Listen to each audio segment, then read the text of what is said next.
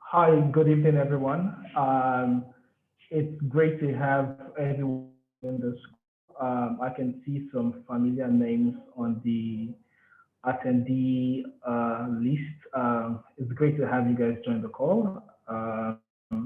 And I'm sure we would all find this session as useful to us as we think it will be. My name is Kaide. I'm a partner at Ventures Platform.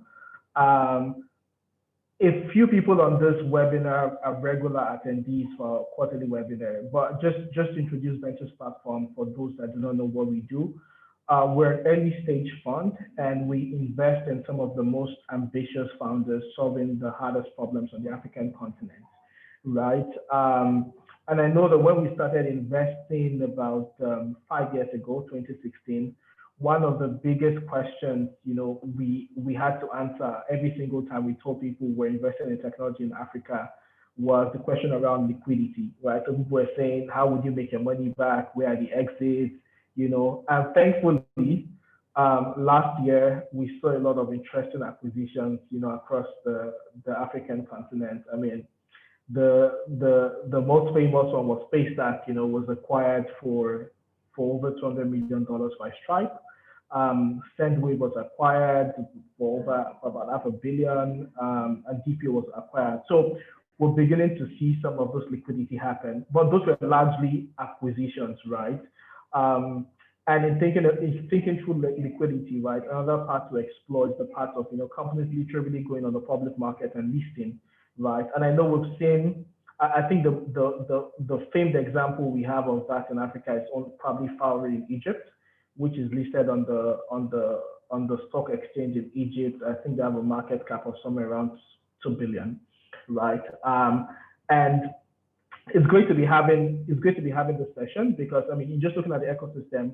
There are a number of interesting companies that are really fast growing and might have not considered the option of listing either for certain reasons. And we're having this session just so we can begin to explore, the companies can begin to think about and explore the possibility of listing on the London Stock Exchange. The folks at the LSE are bullish on this market. In just looking at the numbers, I never knew there were about 123 African companies listed on the LSE, right? So it was interesting talking to a friend, just learning some of the interesting stats they had around African companies that were listed on the LSE. And I'm sure she'll be sharing more insights around that. The objective for today's session first is just for companies, African technology companies, to be aware that listing on the LSE is a possibility. It's a well-capitalized market, right, which has been the major source of concern for founders in Nigeria, which I don't want to list on the Nigerian Stock Exchange, right, for whatever reasons, right? This is a well-capitalized market.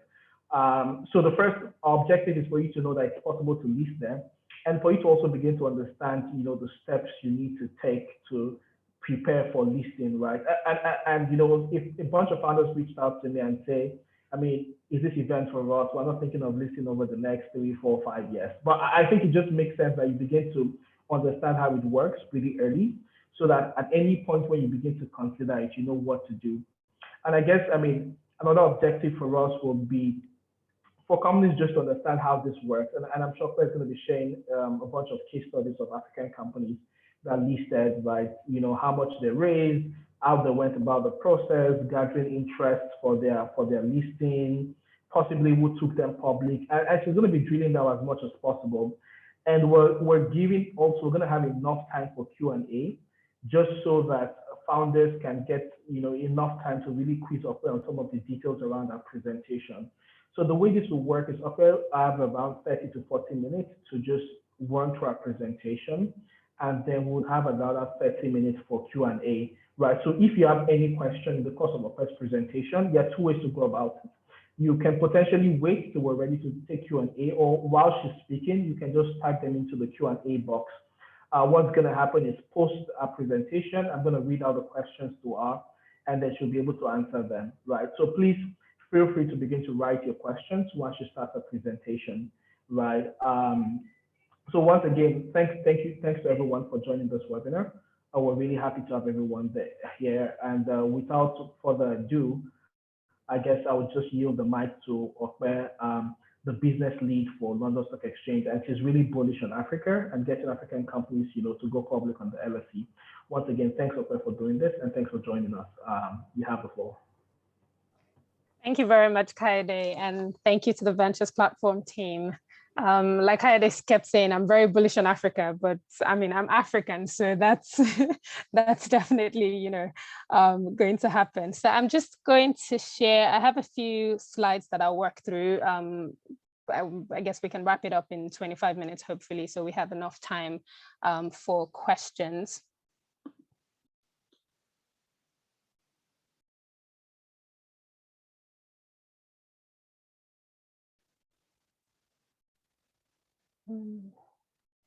Sorry, 1 minute. I'm just trying to find my slides.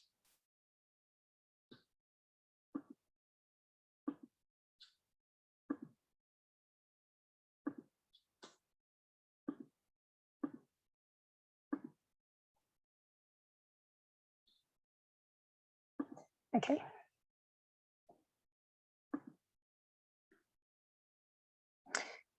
Just to confirm, can you see my slide?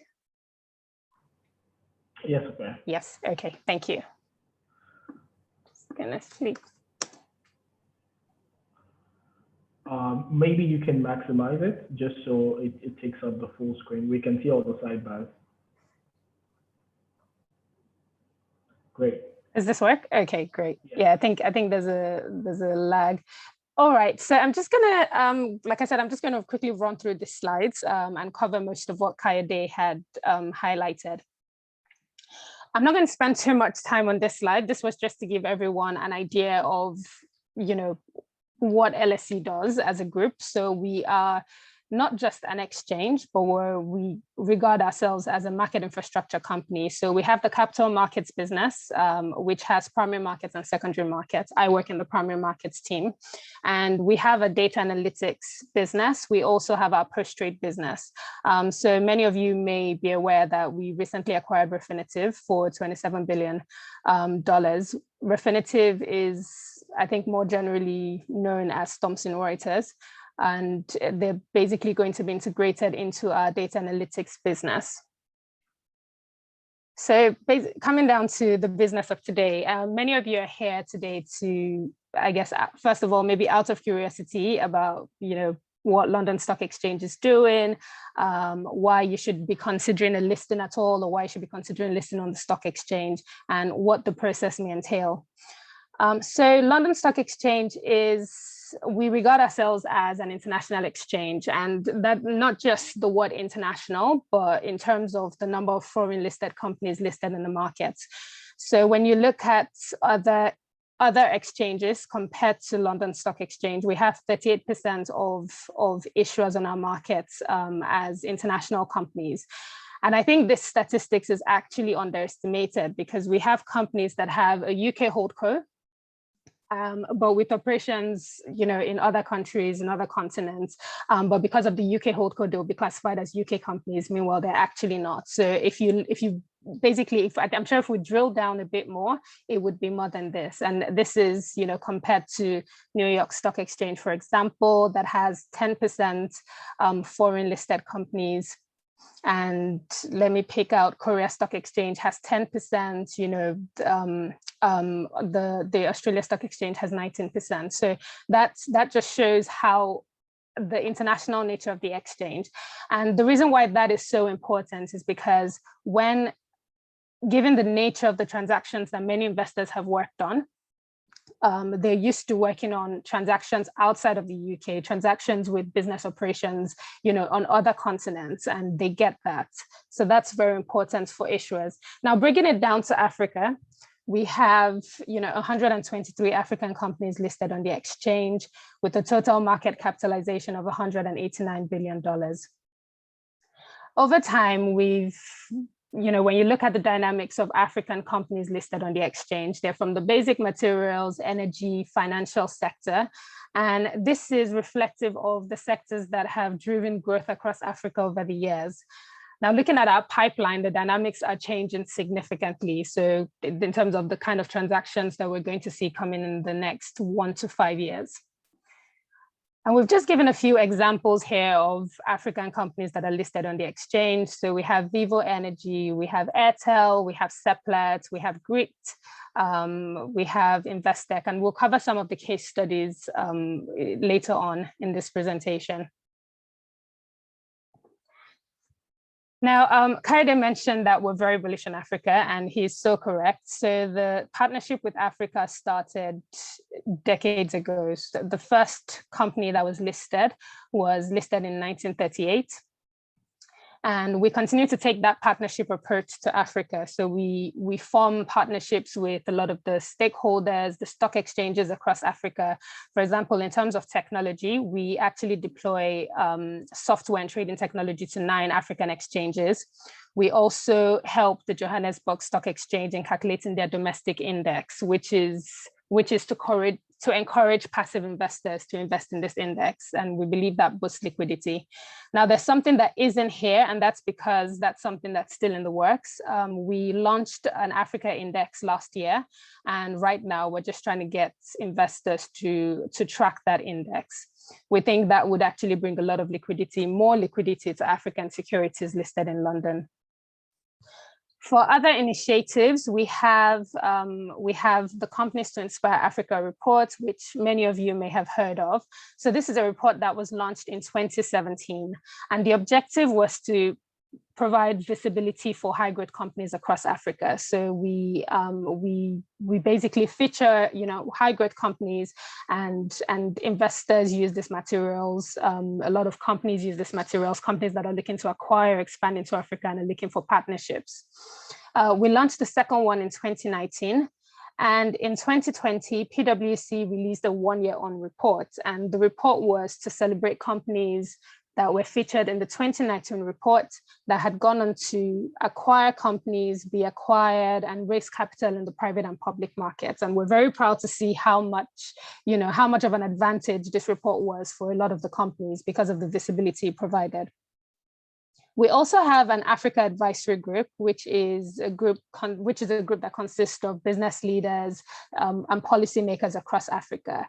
And what we do is basically deliberate on issues that affect the local capital markets and make recommendations. So far, 5 recommendations have been made on ESG practices, on green financing, etc.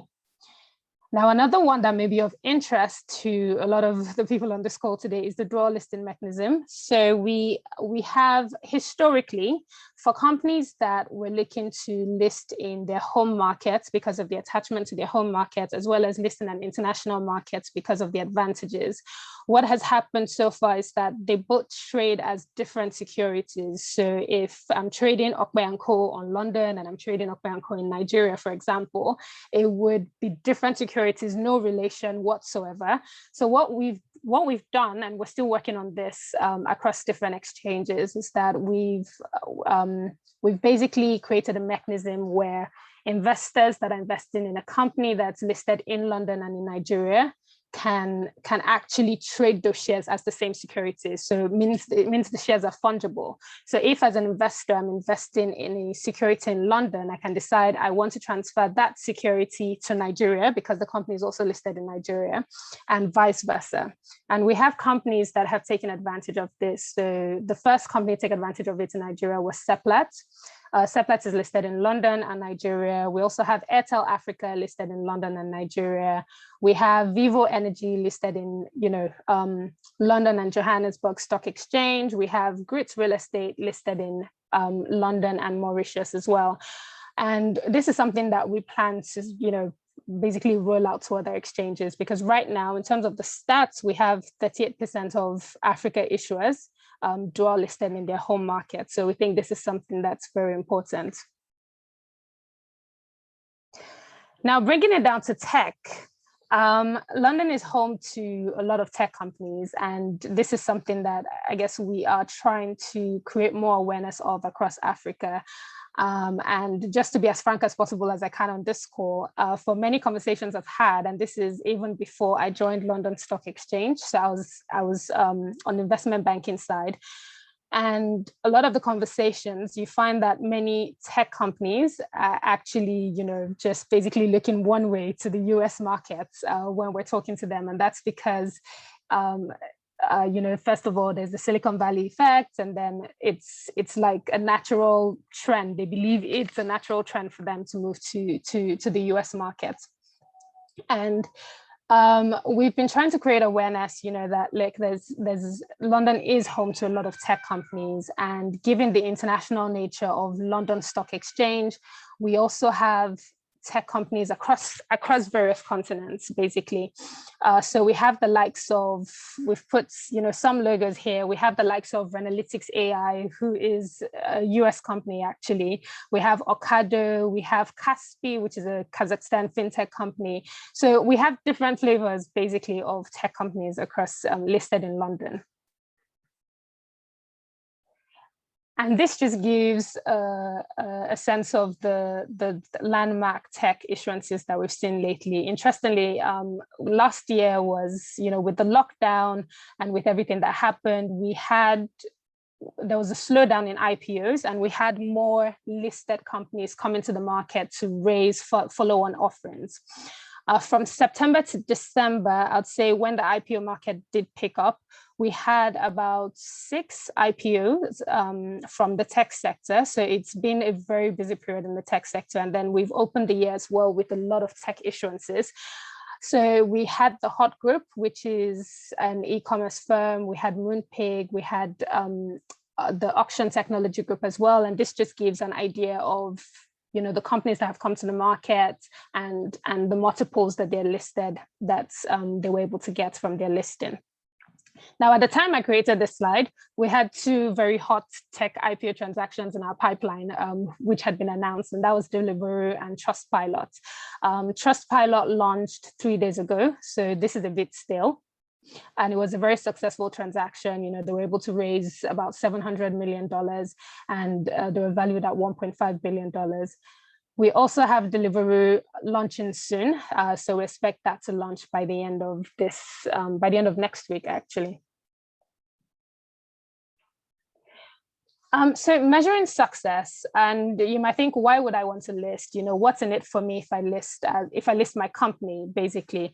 And a lot of companies who have listed in London have basically acquired a business, used their shares as currency to acquire business, or they've been acquired because you have the visibility, and then there's more confidence in your company.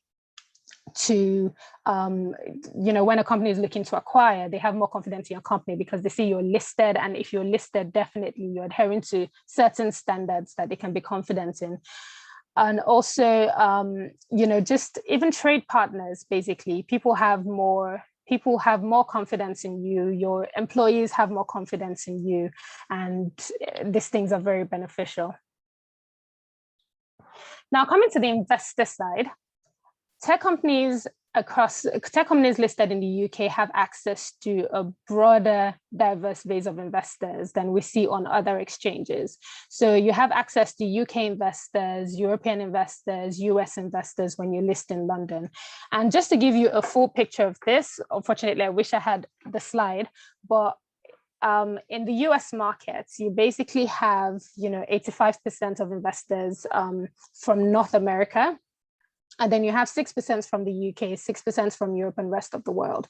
But when you look at the UK, you have about 40% from the UK, and then you have 33% from North America, and then you also have about 15% from Europe, and the rest of the percentage from the rest of the world. So what that tells you is that you're actually getting a more diverse base of investors when you list in London than you get in the US, for example, because the same investors that would invest in your company when you list in the US could also invest in your company when you list in the UK. And that's why there's this myth that I keep hearing about,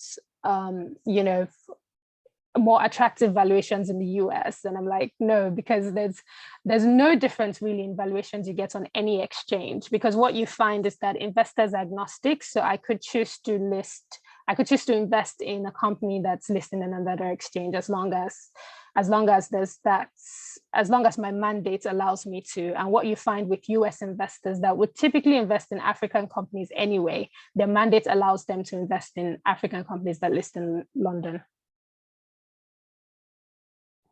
Now, another advantage for listing in London is that London actually encourages sponsor-backed IPOs. So many of the conversations I have with private equity firms or venture capital funds is the possibility of using this as an exit option. Like Kayode said, you know, when they started investing across Africa, there were a lot of questions about liquidity. How are you going to get your money back? And interestingly, we've seen the depth of the private market in helping with this. And you know, the public market is also a very viable option. So and I'm going to keep doing the analysis with US, UK, apologies, because I know that is another market that a lot of entrepreneurs look to.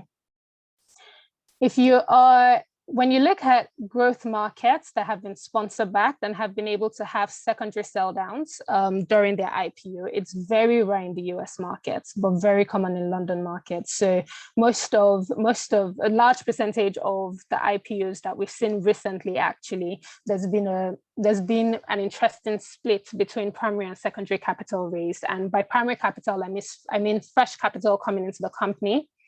And secondary capital, I mean current investors that are selling down their stake. So for many of the transactions that we've seen 100% secondary raised and 0% primary. We've seen 10% secondary, 70%. So it's really diverse in terms of what you can do as a company when you're listed in London. Now, I'm just going to focus on the route to go public in London. So we have two markets. We have our main market, which is regulated by the FCA, and we have the AIM growth market, which is regulated by London Stock Exchange itself. I mean, we are regulated by the FCA, but the FCA provides supervisory has supervisory responsibilities on AIM, but London Stock Exchange is the regulator for AIM. And I'm going to focus on the last two on this slide, which is the standard market and AIM, because I think those two are quite relevant for the crowd we have here today. So the standard markets, I'm just going to compare the two, standard market versus AIM. You find that standard market is more geared towards a bit more mature companies, and I mean, mature companies on a global scale. So basically the requirements are, for companies to list on the standard segments, they have to have a market cap that's above $700,000, which I think is very immaterial. Free float requirements of 20%, dual class shares are permitted, and in terms of corporate governance requirements, they could basically adhere to the EU corporate governance code. The premium market, on the other hand, is you basically have to adhere to higher standards than what you find on the standard market. And I'm happy to go into more detail on the premium market if it's required. Please drop a question if you have any on the premium market. But for now, I'm just going to concentrate on the standard and AIM. Now, AIM, on the other hand, is geared at growth companies. So with AIM, you find that the rules on AIM are a bit more flexible than what you find on standard markets. With AIM, there's no minimum size requirements on AIM. There's no free float requirements on AIM. There's no corporate governance requirements on AIM. Everything is flexible, and it depends on the company that's listing. And the way it works is, if you're listing on AIM, you have a nominated advisor that works with you. And the nominated advisor, looks at the company on its own merits, and then comes to London Stock Exchange to say, okay, based on where this company is, we think this is what the requirements for this company should be. So the nominated advisor will look at your company and say, this is what we think the free float requirements should be. This is what we think the corporate governance standards for this company should be. And we find a lot of I think I should actually go to the next slide because that explains what I'm going to say next. In terms of size, you'd see here that a lot of the smaller companies, let's say from about 100 million downwards, are more geared towards AIM. And that's because of the flexibility that AIM gives you. I guess as a growing company, one of the things that you find with growing companies that are looking to list is that they don't appreciate the rigidity of being a listed company, because they need that flexibility to grow their business. And that's what AIM offers.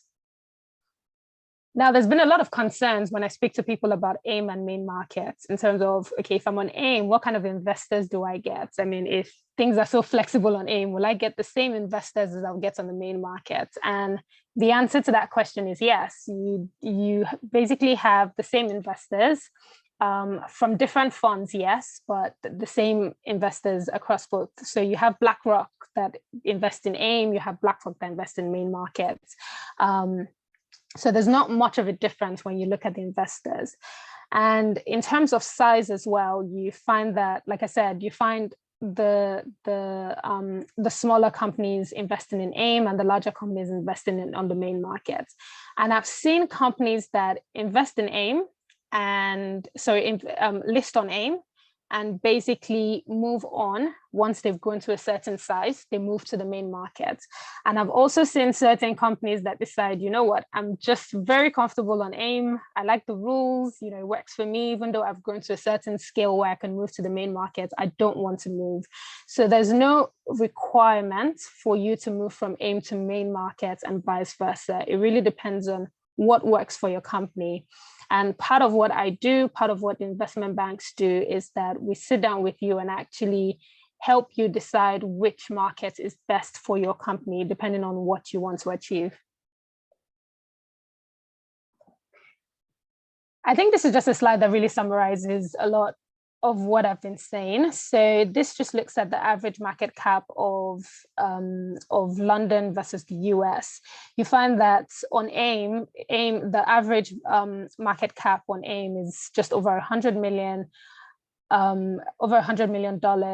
And what you find on NASDAQ and New York Stock Exchange is basically going into billions of dollars. So and if you take away, if I adjust the numbers, you know, for SPACs listed on NASDAQ, I think it would actually be a lot more than $1 billion.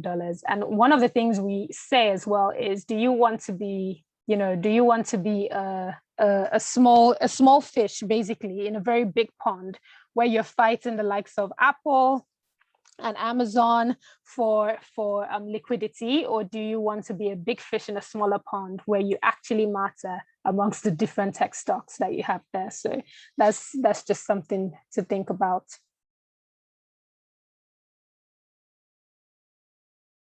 Okay, I'm just going to come back here and talk about the, another thing that I think is very important for investors, for entrepreneurs rather, to consider is the cost of listing. So for in London, for example, the underwriting cost, and this would not come as a surprise to many of you, is much lower than what you find in the US market. So you'll be paying much more to list in the US than you would in London. And also the cost of maintaining your listing as well. In the US, there's a requirement for quarterly reporting, as against what we have in London, where it's half yearly. So those are things that you might want to take into consideration. Now, talking about the IPO process, and I think this is very important in terms of being able to nail this down. As a company looking to list, it typically takes about 6 to 9 months, and that depends on how much the company has already put in place for preparation. So here we'll have pre-IPO preparation that takes about 4 to 6 months. And it could be shorter than that, depending, like I said, depending on what is already in place and how much you have to, how much needs to be put in place to get ready for this. Typically, for a company looking to IPO, and I won't spend too much time on this, depending on whether you're listing on the main market or AIM, you would have to appoint advisors, and that includes investment banks, that includes legal advisors, talking to your audit firms, getting your books in order, defining a business plan, defining your strategy, putting your corporate governance standards in place. I guess the the advantage of a lot of the tech companies across Africa that I've seen is that there's already been a lot of inputs from private equity investors or venture capital investors that actually value adherence to a certain level of ESG standards. So that is always an advantage for companies that are looking to come to the market because they already have those in place. Now, in terms of listing, there's a whole process that would typically, have to go to. If you're listing on the main market, there's the preparation of transaction documents that will be submitted to the FCA. If you're listed on AIM, there's something we call the admission documents. It is quite similar to the prospectus that would be submitted to the AIM regulations team, and then a whole lot of investor meetings.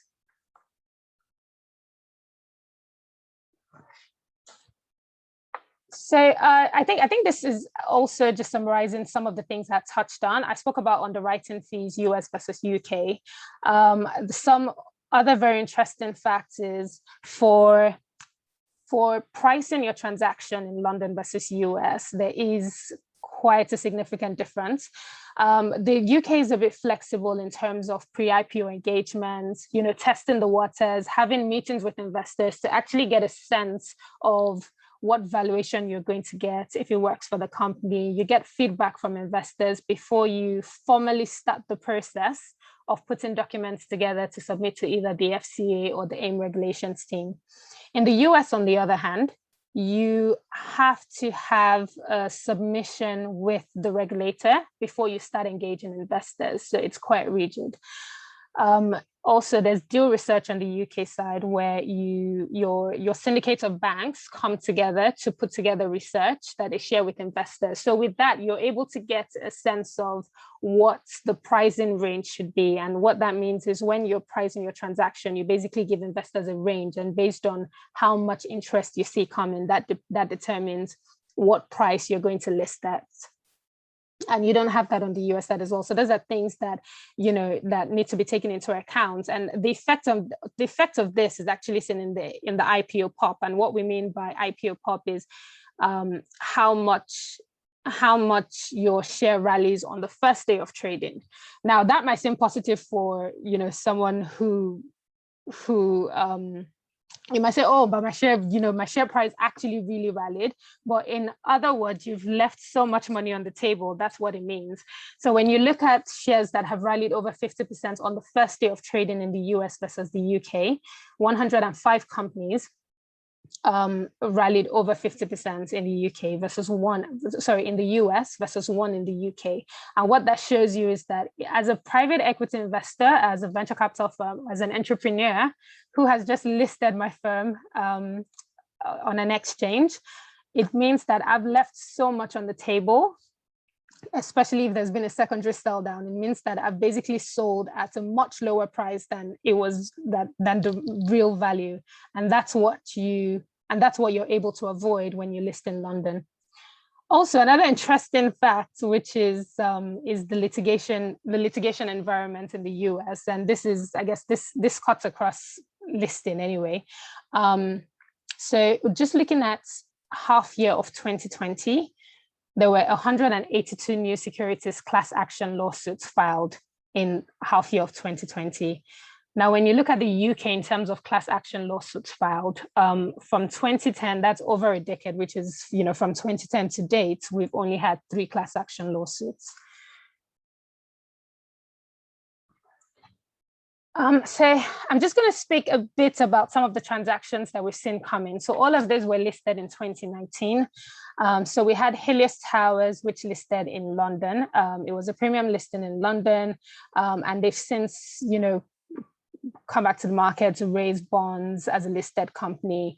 We recently had a PwC event with them towards the end of last year where they spoke about, and I'm happy to drop the link or send it to the venture platform, ventures platform team, and they can share it with you. So they basically just spoke about, the process in terms of the IPO process and then life as a listed company. And it was very positive. And I think it's something that will be very useful for a lot of you to listen to. We also have Network International, which is more of a Middle East African tech company. We also had them listed in 2019, and we had Airtel Africa, who is dual listed in Nigeria and in London. And I'm happy to answer questions on this transactions, just considering time. Okay, so I was just going to talk about some of the changes that we're going to see in the markets. I know there's been a lot of questions about SPACs. There's been a lot of questions about dual class share structures, especially for tech firms who want to retain a bit of control when they list their companies on an international exchange. And many of these things that seem new in the market have actually been there for a very long time, but I guess they're coming back now. So SPACs has been in the market for a very long time. But what we've seen so far is that the rules around SPACs in London has not been very favorable for investors. And that's because for SPACs, I guess I don't want to go into the mechanics of how SPACs work, but for when the SPACs actually recognize or when they identify an acquisition target, what happens in London versus what happens in the US is that in London, they actually suspend the trading of the shares so that the money that the SPACs have raised are actually locked in. In the US, that doesn't happen. So for hedge funds and other investors who want to sell out of the SPAC at that time, they're able to. However, in London, they haven't been able to so far. So London hasn't really been favorable for SPACs, but that's changing. So we had a Lord Hill review, I think that was a month ago, yes. And it's basically, the way it works is the Lord Hill review makes some recommendations to the FCA and the FCA then implements it. So the FCA is working on implementing a lot of these changes right now. So for SPACs, that's changing in terms of the suspension of trading. Dual class share structures has always been allowed on the standard segments, but on the premium segments, we're now looking to allow that as well, so that tech companies who are looking to list on the premium segments could also use that structure. And there's a lot around, I'm not going to go through everything, but there's a lot around free float as well. So we've gotten feedback, especially from African companies, on the free float requirements to be given a bit of leeway in terms of meeting free float requirements on the standard segment, because if you recall, AIM doesn't really have free float requirements. It depends on the company, so that's quite flexible. But for companies that want to list on the standard segment, it's many companies find it hard meeting the 20% requirement. So we're looking at how to make that a bit more flexible for companies. Okay, I think I'm just going to stop there and not go through everything. I'll just start taking questions now.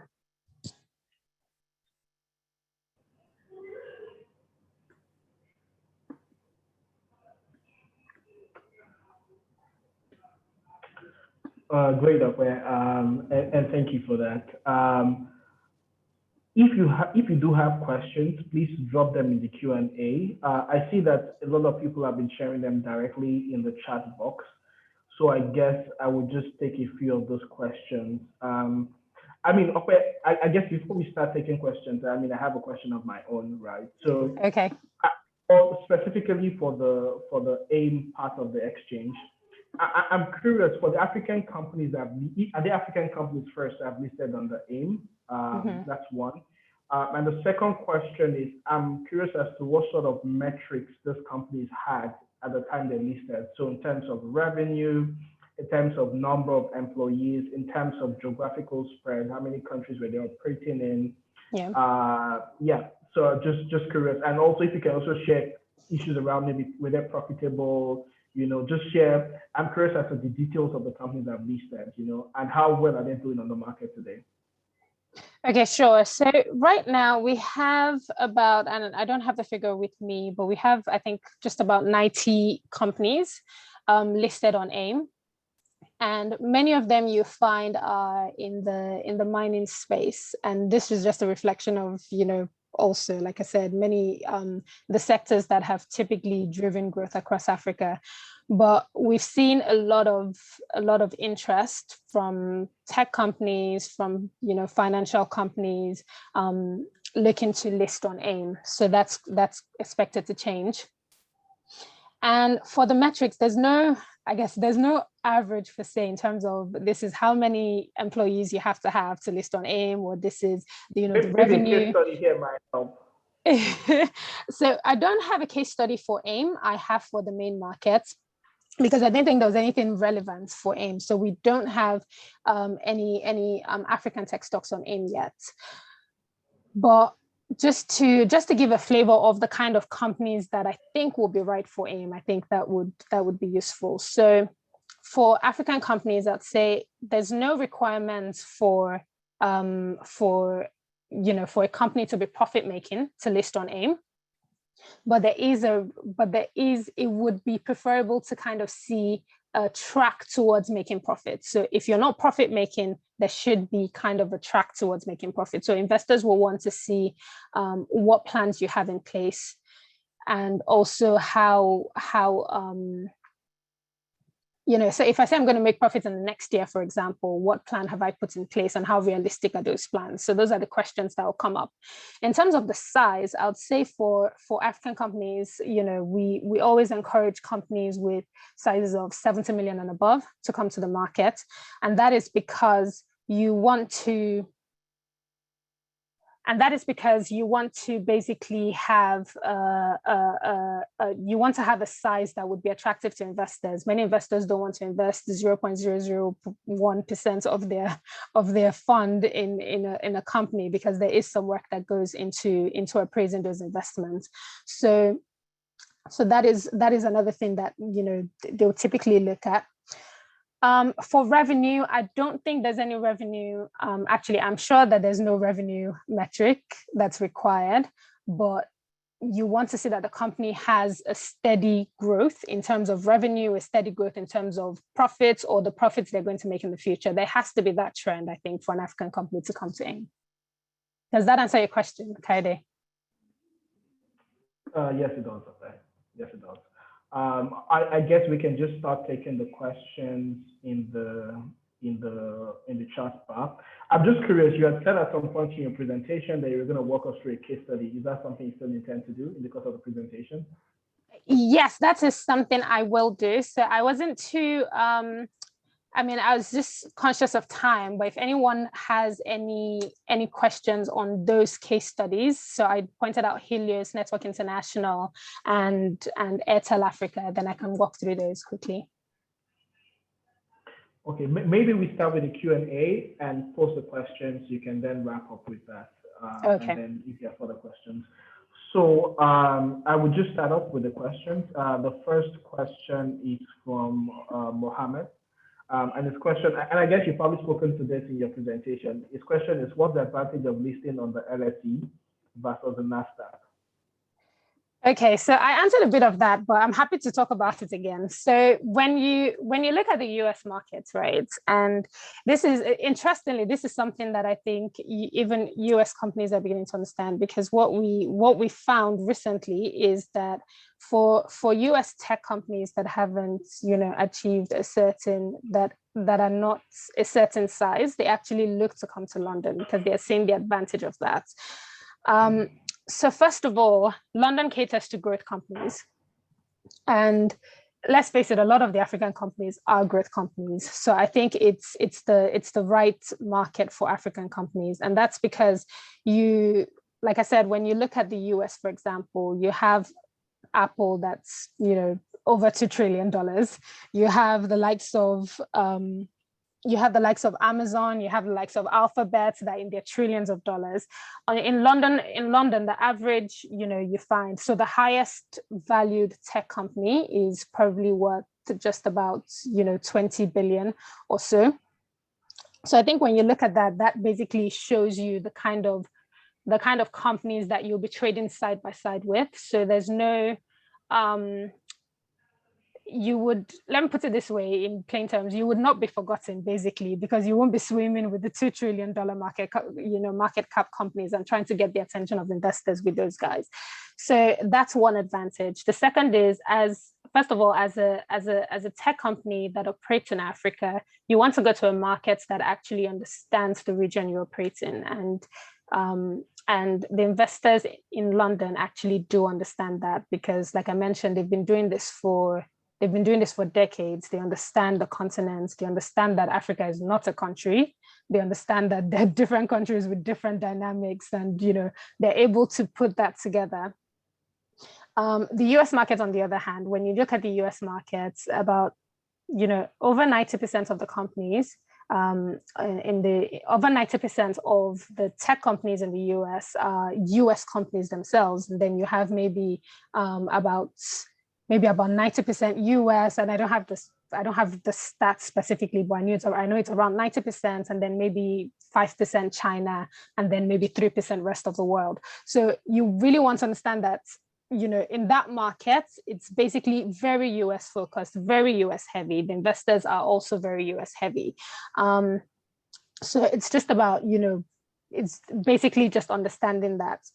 So I've spoken about size, I've spoken about nature of the market, I've spoken about understanding Africa, and then also getting your pricing right. So I had mentioned, the pricing mechanism that you have in London, where you're able to test the waters, you're able to speak to investors before you even decide to start appointing other advisors and spending money on putting together transaction documents and the likes. You basically know if you're going to have a transaction that suits you or not.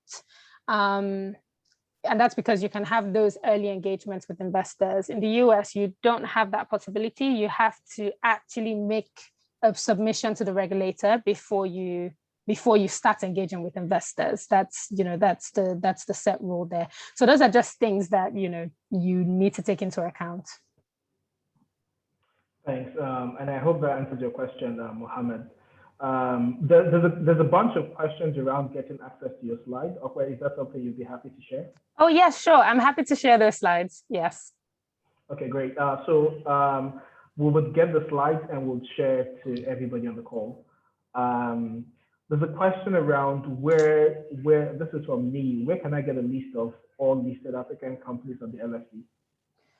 So it's on our website, and I'm happy to send that directly to you as well. If you drop your email address, I can take that down now, but it is on our website. Maybe you can share that with us, and then it forms part of the email we'll be sharing post the event. Okay, that's fine. Great. There's a question here. I also think you spoke about this a little in your presentation, but maybe you want to dig deeper. The question is from Olivia, and the question is there a different treatment between direct listing and SPAC? So that's actually an interesting question. So yes, there is. So SPACs is basically SPACs is more of an investment vehicle that that people use to kind of access the markets quickly. So with the SPACs, when I'm listing a SPACs, I'm not listing a company per se. I'm listing an investment vehicle and looking to acquire a company in the next 6 to 12 months, depending on the agreement I have with investors. So that is for SPACs. And it kind of, the dynamics of it are very different from direct listing. Direct listing, on the other hand, is more, it's what we call in London listing by introduction. And I think even in Nigeria, it's called listing by introduction as well. So it's basically, it's historically been companies looking to come to the market without raising primary capital. So I just want to list my company. I don't want to, and it's similar to what MTN did in Nigeria. But what we find now is that companies are now looking to basically go through the DL route to raise primary capital. And I know they're basically working on this in the US as well, where they go through direct listing, they raise primary capital, but they don't get banks to do the underwriting bits for them. So typically when you're raising capital, you have banks who help market this and they help underwrite it as well. But what they're doing is that they're cutting out on that. So that cuts down on the writing cost. That also cuts down time to market. Great. Thanks, Dr. for that. There's a question from Ayo, and his question is, please share more info on the NI listing. I'm not sure what it's referring to. Maybe I missed a part of the presentation. NI listing. Yeah, I'm not too sure what that is. So Ayo, if you could just retype your question, just so it's a little clearer, that would be helpful. There's a question from Cedric, and this question is, how do you compare the direct listing process for co-listed African companies on the Canadian Stock Exchange compared to the LSE? Sorry, can you say that question again? How would you compare the direct listing process for co-listed African companies on the Canadian Stock Exchange compared to the LSE? So direct listing, I think even on the Canadian Stock Exchange and that's the TSC, is very similar to what we have in London in terms of listing by introduction.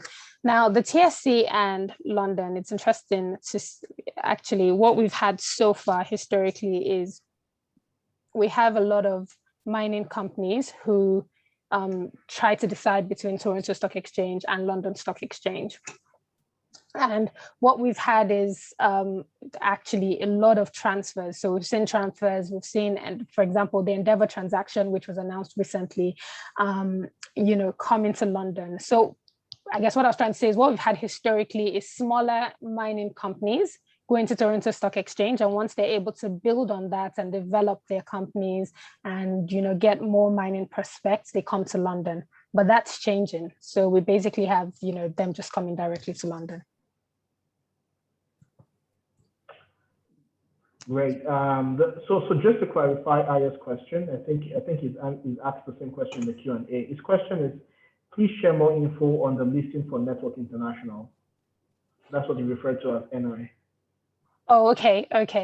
So Network International listed in 2019, and it's it basically, they had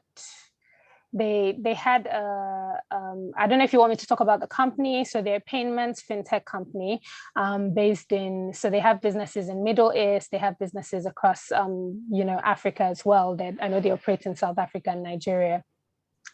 And they came to the market and raised, about $1.5 billion. And they were valued at, I know they're currently valued at $3 billion. I'm not sure what the market cap was at the time they came to the market. And it was a very successful transaction. I mean, they had basically take up from various investors across the UK, North America, Europe, Middle East, and the rest of the world. I don't know if that correctly answers your question, or if there was a specific question, please let me know. Okay, great. Ayo, if you need more context, you can just type in the chat bar, and I guess I'll be happy to share more context. So there's a question from Tommy. Tommy says $70 million in revenue, requirement to be listed on AIM. I assume his question is, if I have $70 million in revenue, how do I get listed on AIM? Oh, no. So it's not 70 million in revenue. It's 70 million market cap that I was talking about. But I guess you asked that question, Tommy, when I was talking about the type of companies that I think, would fit on AIM. And no, that's 70 million market cap. So there's no revenue requirement. There's even no market cap requirement. So like I said, AIM is very flexible in terms of the rules. There's no minimum or maximum thresholds on AIM. Basically, I was just trying to give an idea of companies that, because many people believe, I have to be $1 billion company to list on an international exchange. But I was just trying to give a flavor of the type of companies. So if you know that you have a market cap of about 70 million as an African company, then you know that you could actually list on AIM. There is that discussion to be had. Oh, got it. And I hope that answers your question, Tommy. Okay, yeah, he just commented, yeah. Okay. So Cedric also posted a question. He would like a case study on Vivo Energy. Okay, so Vivo was one of the companies you had in your slide that was listed. Yes, so I don't have a case study on hand, Cedric, sorry, but I can send that to you. I guess it's one of the things that I can put in the presentation before I share with Kayode. Okay, great. So yeah, you would get your response, I guess, in the follow-up email. So we have a bunch of questions on the Q&A. I'm just going to go right over, and there are a number of interesting questions. So this question is from Alex. I'll just start with a question from Olivia. She says, I'm not sure, but the question is, You mentioned the nominated advisor for AIM. Could you elaborate more on the nomination? Thank you. That's the question. Okay, so for AIM, we have certain nominated advisors that that have been kind of pre-approved by London Stock Exchange. And these advisors basically would work with you. So the same way you have investment banks when you're working on a listing transaction on any market, these advisors actually do that for you. So, and the whole idea is to have them work on the transaction and also stay with you through the course of your life on AIM. So they would be, you know, they would help you in the IPO process and then also in your life on AIM in terms of the ongoing requirements. So they're able to walk you through that as well. And what we do for companies looking to list on AIM is that we also, you know, help share list of companies or list of advisors, first of all, nominated advisors, and then just general advisors that focus on Africa that could help you through that process. Great. Karine has a question. Our question is, are there specific industries that are more attractive to investors? It varies, Karen, it really varies. But, you know, we have, I guess we don't have that much engagement with investors, but we do with a lot of the investment banks that do have the engagement with investors. And a lot of this, you know, things we've heard, especially even towards the end of last year, is that investors are concerned about, you know, the macro issues, the currency risk across Africa, but there are certain sectors that are still quite attractive for them. And this is on an Africa basis, not global. Tech. So TMT in general, I think it's something that they're really looking at. They're also looking at renewable energy, the renewable energy sector. There's also been a lot of, and this falls under TMT in terms of data centers, you know, basically services, like tech services as well. Okay, I hope that answers Karen's question. Yeah. Mohammed has a question. This question is there a SPAC equivalent on the LSE? So there is, and in terms of SPAC equivalent, I'll just say so SPAC is more like is more like a security. So SPAC is SPAC, you know, wherever you are. And yes, you can list. So I'll just answer the question in this way. You can list SPACs on the LSE. We do have SPACs listed on the LSE. What you'd find going forward is that we expect to have more given the changes in the rules, like I mentioned, because you basically list a SPAC in a place where you think investors where you would have more take up from investors. And given the way the rules have been in London for some time, where they suspend the shares, investors have not been so happy about that. So that is changing. So we expect that because that is changing, there'll be more SPACs listed in London. Great. The next question from Alex. He says, how can a small mining company, I believe, be able to list with very tiny pockets? What kind of cost will be required to list on the AIM? And I guess this is also important from a cost perspective. I'm sure a lot of people will be asking, just trying to get an idea of, on average, how much does it cost to actually list? What are the cost components? So maybe you might want to speak broadly to that also. Okay. So Alex, just to answer a specific question, in terms of, I guess, I would need to know what the definition of a small mining company is to answer that question.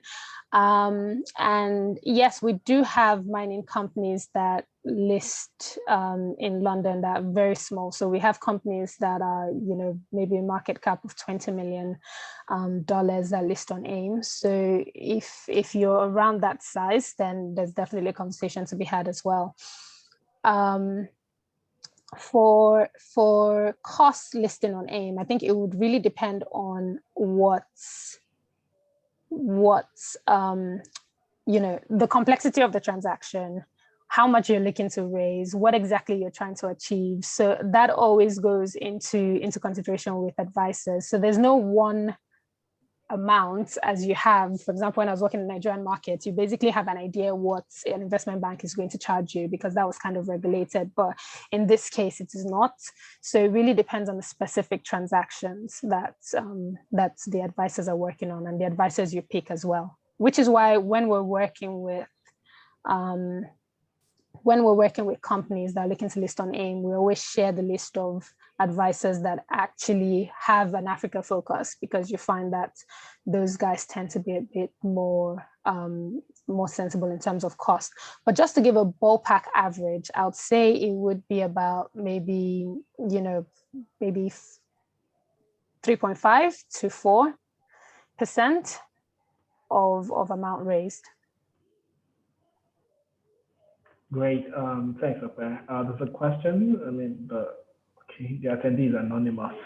Does AIM allow founders do secondary during the initial listing? So anonymous, I think you're probably talking about a secondary capital raise, and the answer is yes. So one of the things I'd mentioned during the presentation is that London is actually one of the exchanges that actually supports sponsor-backed IPOs, and that is not just raising primary capital, but current investors being able to sell down their stake as well during the IPO process. Now, just to put a caveat on this, because I've seen transactions where they've had to put in a lockup, just to give new investors coming in some form of comfort. That is not a regulatory requirement. That is usually more of your advisors telling you this is what we think you should do to make it more attractive, basically, for new investors. Okay, I hope that answers anonymous question. There's a question from Emmanuel here. I assume the answer is probably similar to the answer you give around the NASDAQ, but I'm just gonna ask it again. How would you compare listing on LSE to New York Stock Exchange? So yes, it's very similar, and I thought I would just share one of the slides that I have there, which kind of spoke to that. So Emmanuel, we kind of put this together, which is US versus UK, and I'll just quickly run through it again. So if you're looking at US versus UK, and there are more points, by the way, that I can speak on, but on the writing fees, first of all, it's cheaper in the UK. Getting your pricing right. So if you actually want to maximize your price at the point of IPO, I think London helps you do that, because you're able to test the waters. First of all, you're able to find out what investors actually think about your company, what value they would likely place up on your company before you even start the process in the first place. So you don't have to spend money hiring advisors that you won't need, where you basically get to a stage where you have to now stop the process when you find out that the numbers aren't favorable. And London does that. Also, just looking at, and it also reflects in the IPO pop, for example. Like I mentioned, IPO pop is how much your shares rally on the first day of trading. So it might seem positive to someone just out there saying, oh, your share rallied by 50% on the first day of trading. But what that actually means in essence is that you've left money on the table. And for those asking about secondary sell downs, you understand why that is not positive for you, because that means you've basically sold at a very low price compared to what you could actually get if your share is rallying at 50% on the first day of trading. So those are the things that that's when you, those are the considerations when you look at US versus UK. You also have the litigation environment in the US. That's the stats show it's 182 in just 6 months, compared to the UK that's had 3 in over a decade. You also have if you have an Africa story, I guess if you have a US story and you're a tech company, depending on your size, the US could actually be more favorable for you than the UK. But if you're a tech company with an Africa story, you want to go to a market where they do understand you. So you also have that bit of a disconnect where the UK investors understand Africa because they've been working on transactions like that for such a long time. But the US, hasn't exactly shown that understanding of Africa over time. I hope that answers your question. Great. Okay, I'm just going to take the next question from Jeffrey. And this question is, thank you for a fantastic presentation. Given that most PE and VC investors in Africa tech companies are from the US, isn't there a chance that listing will follow this investment back to the US market? Any deliberate programs by the LSE to make London particularly attractive to African tech companies? So I absolutely agree with you, Geoffrey. We've seen that most P and VC investors, even the domestic ones, raise money from the US as well. That's even the domestic P and VC firms raise money from the US. So there is that draw to the US for many tech companies across Africa, and this is why we have engagements like this. First of all, to just let you know what the advantages are for a London listing, and to show you that there is a difference in the private and public markets. So the fact that you have private investors from the US coming in at this stage in your business, it's different with the public market. So that's one thing to note. And also, we've seen investors, even the PE VC investors, some of them actually understand that when they invest in Africa and they're looking to exit through the public markets, even as US investors, they understand that they should actually be looking at which public market is the best for this company as against just listing in my home market.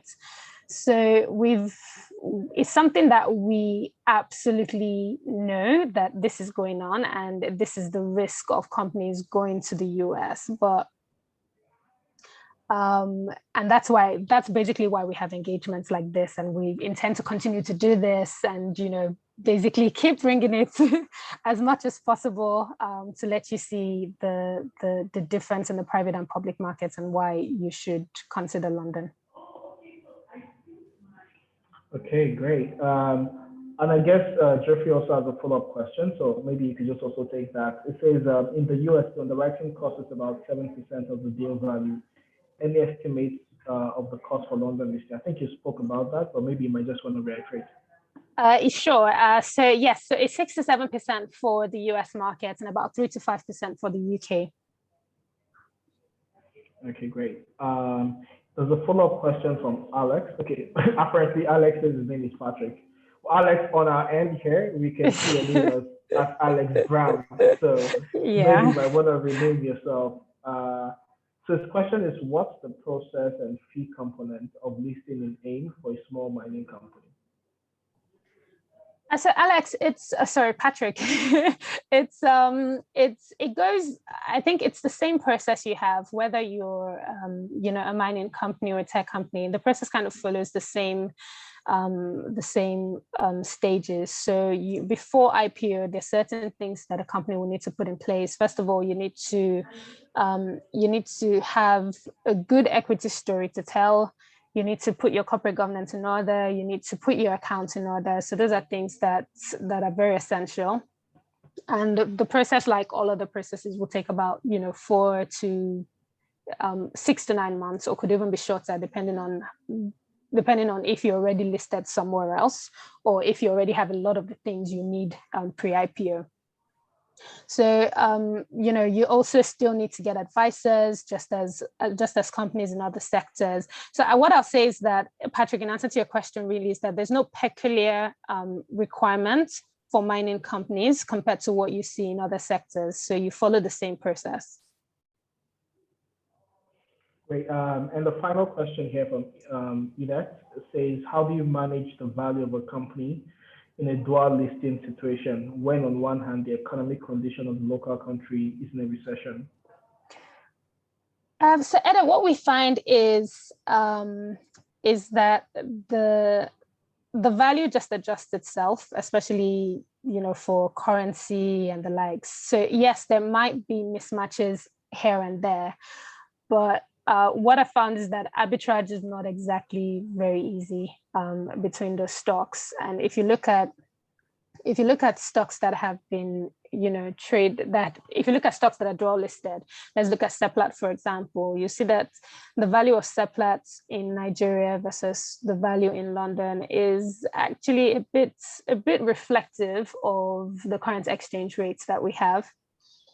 Airtel Africa, on the other hand, there is another story, and I think that's actually because a lot of people are buying into Airtel in Nigeria as a hedge for, basically as a hedge. So I want to let go of my naira and buy into a company that could actually give me dividends in foreign currency. So that's what you find there. So if you look at Airtel, the value of Airtel in Nigeria versus the value of Airtel in the UK, it's not very reflective of the exchange rate. But arbitrage is not very easy, and I'm sure this is something that investors or those that try to move stocks around to see where they could make fast money here and there.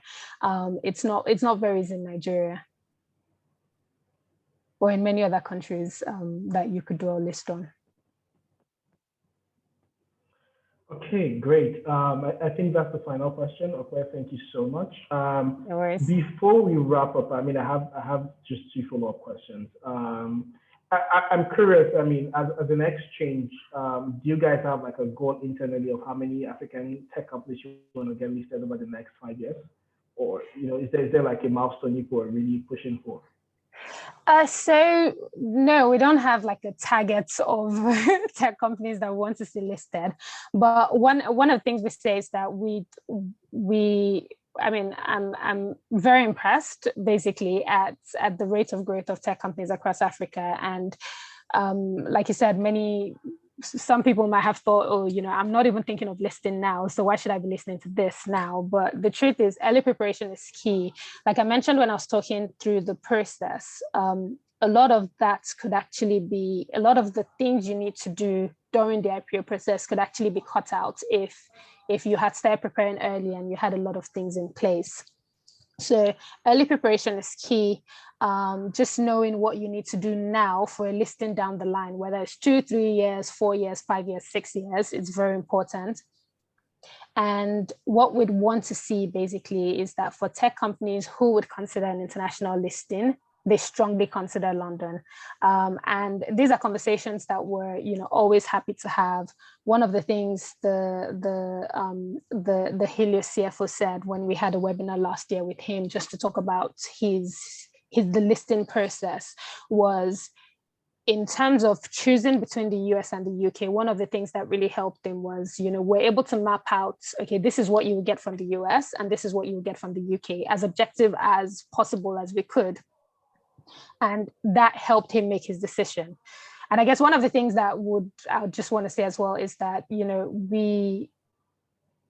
we try to be objective, because one of the things that what we do not want is to have companies come to London to list and then not be successful, because that tells a lot. So we would, if you're a tech company and you come to meet me and I'm like, just focus on the domestic market, I apologize in advance, because that might be what may be, what may be useful for you, or what may be the right market for you, or London might be the right market for you if you have an Africa story. I think if you have an Africa story and you want to list internationally, London is definitely the right market.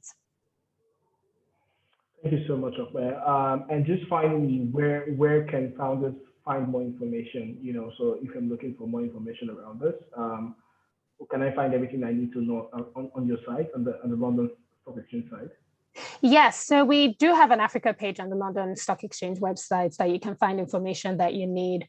Also, I'm happy to, if there's any particular information you need, I'm happy for you to reach out directly to me. You could definitely get my details from the Ventures Platform team, and I'll be happy to help. Great. Thank you, Okwe, for joining us. It's been a pleasure just learning more around this. And definitely we'll look forward to you sharing those information with us. And once we get them, we'll pass it on to the attendees. Thanks everyone for joining. It's been great hosting the session, and hopefully we see more companies over the next maybe 2 to 3 years, explore listing on the LSE and doing it successfully, hopefully. Great. Thanks everyone for joining, and all the best. Have a great weekend.